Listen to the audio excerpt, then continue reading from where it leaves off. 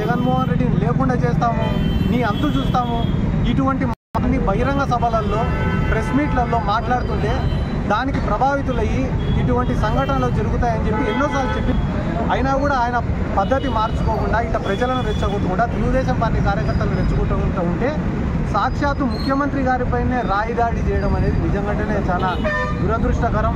ఒకవేళ నిజంగానే ఇటువంటి సంఘటనలు చేసి రాజకీయంగా లబ్ధి పొందాలని అనుకుంటే కానీ అధికార పార్టీలో ఉన్న మేము చేయాలనుకుంటే ఎంతసేపు అని, కానీ ప్రజలకు మంచి చేయాలి, ప్రజలకు మంచి చేస్తే ప్రజలకు ఓట్లే, ప్రజలే మాకు ఆశీర్వదిస్తారనే అభిప్రాయంతో మేముంటే ఏ సంఘటనైనా కూడా రాజకీయం చేయాలా, ఆ రాజకీయం చేసి లబ్ధి పొందాలా అని ఆలోచిస్తుండేది చంద్రబాబు నాయుడు గారు. కాబట్టి చంద్రబాబు నాయుడు గారికి కానీ ప్రతిపక్షాలకు కానీ ఒక హెచ్చరిక ఏమిరా అంటే, మీ పద్ధతులు కానీ మార్చుకోకపోతే ఒక 28 రోజులలో ఎన్నికలు జరగబోతున్నాయి. జగన్మోహన్ రెడ్డి గారికి ఇక్కడ పులివెందుల నుంచి ఇచ్చాపురం వరకు కూడా ఎక్కడ ఏ కార్యక్రమం చేసినా కూడా బ్రహ్మాండమైన స్పందన వస్తుంది. 4 సిద్ధం సభలు చేస్తే 4కి 4 సిద్ధం, బస్సు యాత్ర సక్సెస్ అయినాయి. మళ్ళీ ఈరోజు బస్సు యాత్ర చేస్తే కానీ పులివెందుల కంటే ఎక్కువ పల్నాడు జిల్లాలో, గుంటూరు జిల్లాలో, విజయవాడలో ఇంకా ఎక్కువ రెస్పాన్స్ వస్తుంది. రోజు రోజుకి వైఎస్ఆర్ కాంగ్రెస్ పార్టీ గ్రాఫ్ పెరుగుతుంది. ఈ విషయం చంద్రబాబు నాయుడు కూడా తెలుసు కాబట్టి ఏదో ఒకటి చేయాలా, భయపియాలా, కార్యకర్తలలో ఒక భయాన్ని క్రియేట్ చేయాలా, వైఎస్ఆర్ కాంగ్రెస్ పార్టీలో ఒక భయాన్ని క్రియేట్ చేయాలనే ఉద్దేశంతో ఇటువంటి పనులు చేయడం నిజంగానే ఒక చేతగాని రాజకీయ నాయకులు చేసే పని అని చెప్పి ఈ సందర్భంగా నేను తెలియజేసుకుంటూ, ఖచ్చితంగా ఈ దాడికి పాల్పడిన వాళ్ళు ఎవరో కనుక్కోవాలా, వాళ్ళని కఠినంగా శిక్షించాలా. ఎందుకంటే కానీ ఇటువంటి ఇన్సిడెంట్లు జరగడం వల్ల ప్రతి నియోజకవర్గాలలో కూడా గొడవలు జరిగేటటువంటి ఆస్కారం ఉంది. కాబట్టి వెంటనే పోలీస్ డిపార్ట్మెంట్ వాళ్ళు తగిన చర్యలు తీసుకోవాలని చెప్పి కూడా ఈ సందర్భంగా మేము అనండి.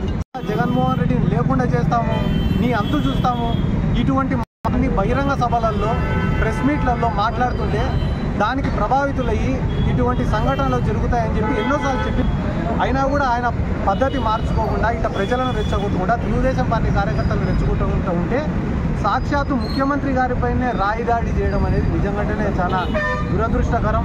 ఒకవేళ నిజంగానే ఇటువంటి సంఘటనలు చేసి రాజకీయంగా లబ్ధి పొందాలని అనుకుంటే కానీ అధికార పార్టీలో ఉన్న మేము చేయాలనుకుంటే ఎంతసేపు అని, కానీ ప్రజలకు మంచి చేయాలి, ప్రజలకు మంచి చేస్తే ప్రజలకు ఓట్లే, ప్రజలే మాకు ఆశీర్వదిస్తారనే అభిప్రాయంతో మేముంటే ఏ సంఘటనైనా కూడా రాజకీయం చేయాలా, ఆ రాజకీయం చేసి లబ్ధి పొందాలా అని ఆలోచిస్తుండేది చంద్రబాబు నాయుడు గారు.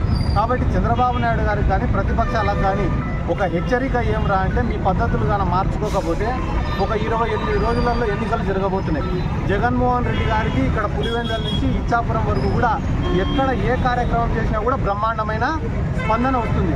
4 సిద్ధం సభలు చేస్తే 4కి 4 సిద్ధం, బస్సు యాత్ర సక్సెస్ అయినాయి. మళ్ళీ ఈరోజు బస్సు యాత్ర చేస్తే కానీ పులివెందుల కంటే ఎక్కువ పల్నాడు జిల్లాలో, గుంటూరు జిల్లాలో, విజయవాడలో ఇంకా ఎక్కువ రెస్పాన్స్ వస్తుంది. రోజు రోజుకి వైఎస్ఆర్ కాంగ్రెస్ పార్టీ గ్రాఫ్ పెరుగుతుంది. ఈ విషయం చంద్రబాబు నాయుడు కూడా తెలుసు కాబట్టి ఏదో ఒకటి చేయాలా, భయపియాలా, కార్యకర్తలలో ఒక భయాన్ని క్రియేట్ చేయాలా, వైఎస్ఆర్ కాంగ్రెస్ పార్టీలో ఒక భయాన్ని క్రియేట్ చేయాలనే ఉద్దేశంతో ఇటువంటి పనులు చేయడం నిజంగానే ఒక చేతగాని రాజకీయ నాయకులు చేసే పని అని చెప్పి ఈ సందర్భంగా నేను తెలియజేసుకుంటూ, ఖచ్చితంగా ఈ దాడికి పాల్పడిన వాళ్ళు ఎవరో కనుక్కోవాలా, వాళ్ళని కఠినంగా శిక్షించాలా. ఎందుకంటే కానీ ఇటువంటి ఇన్సిడెంట్లు జరగడం వల్ల ప్రతి నియోజకవర్గాలలో కూడా గొడవలు జరిగేటటువంటి ఆస్కారం ఉంది. కాబట్టి వెంటనే పోలీస్ డిపార్ట్మెంట్ వాళ్ళు తగిన చర్యలు తీసుకోవాలని చెప్పి కూడా ఈ సందర్భంగా మేము అనండి. ఇప్పుడు ఆపరేషన్ లేకుండానే మోకాళ్లకు ప్లాస్మా ట్రీట్మెంట్, మీ ఆర్థోపెడిక్ సమస్యలన్నిటికీ రోబోటిక్ టెక్నాలజీ ద్వారా తక్కువ ఖర్చుతో శాశ్వత పరిష్కారం, ఫ్రీ కన్సల్టేషన్, ప్రతి ట్రీట్మెంట్ పై 20% డిస్కౌంట్. ఈ ఆఫర్ కొద్ది రోజులు మాత్రమే, త్వరపడండి. V9 hospitals 9281465842.